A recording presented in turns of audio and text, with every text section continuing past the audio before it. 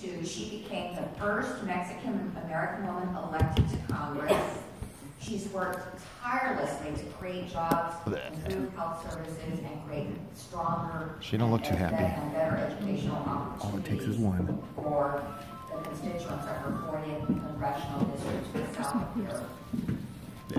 And she made history by becoming the first Latina to serve on the House Appropriations Committee, one of the most powerful committees in Congress. And in fact, she's the first Latina to serve as chair and ranking member of the House Appropriations Subcommittee.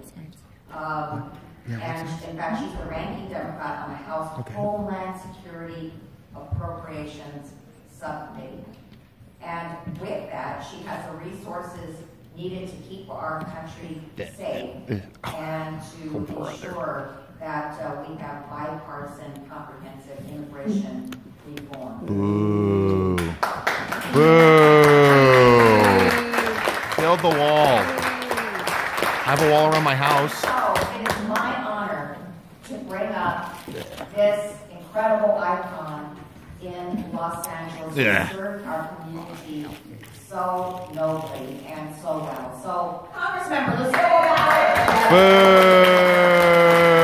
Blah. Do you have a door? Do you lock it? Welcome and good evening, and thank you all for your attendance tonight. We'd like to extend a very special thank you to my friend and colleague, Congresswoman Judy Chu, for organizing this event and inviting me to take part in it. And I just want to echo a little what Juliana said. Truly, you are so fortunate to have someone like Judy Chu representing you in Congress. Do you agree with that? No. Boo. Boo. Firsthand, how hard she works on behalf of her constituents and on behalf of our country. She truly is a representative that you can all be extremely proud of. She's a communist. As the Congresswoman mentioned, today we have a very distinguished panel of experts who are going to help us to understand the Republican Act that was signed into law last year. And as you will hear, and as Judy has already mentioned, some of these facts about this legislation are truly alarming. And our distinguished panel will help to shed light on how these Republicans have been misleading the American public. Oh my gosh. This law. Oh my God. As Judy outlined, the GOP tax law is a massive tax cut to millionaires and corporations, which ignores the tax cuts to working and middle class families. And to add insult to injury, the tax benefits for middle class families under the GOP tax scam will expire in 2025, while the tax benefits for corporations and the wealthiest are going to remain permanent. You mean like yours? Additionally, under the GOP tax law, the cost of health insurance will increase. No, it won't. Because it actually eliminates the Affordable Care Act individual mandate. Yay! This will result in the average health insurance premium to increase by 10%. That's Obamacare's fault. 10% may not sound like that much. That 10% increase will cause a family of four to pay an extra $1,990 a year out of pocket for their health insurance. Roybal needs a hat. Many families will not be able to afford such an increase, and as many as 13 million Americans are expected to go uninsured as a result. But wait a minute, he said I could keep my doctor. Also explodes the debt, which of course is the amount that our country owes, by at least $1.8 trillion.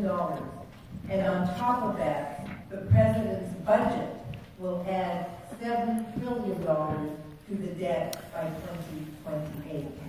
This is going to push our national debt to around $30 trillion by 2028, which, as you said, our children and our grandchildren will have to carry. Where were they like 8 years ago?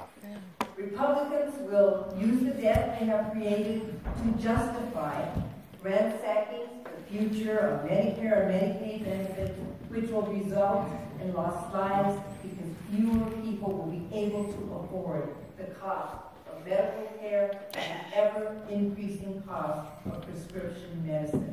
I'll go to and Canada. we already have a perfect example of that in the president's proposed budget, in which he cuts Medicare by $500 billion, Medicaid by $1.4 trillion, and Social Security disability by $72 billion.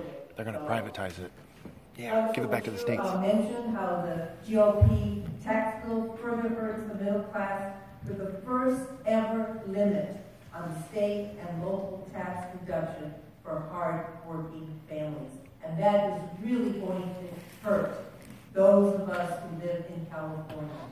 Lower the state tax. Lower the state tax. How only a few companies have given their workers anything back as a result of the huge tax benefit that they have received. In fact, some of the very same employers who gave a little bit to their workers simultaneously laid off their workers.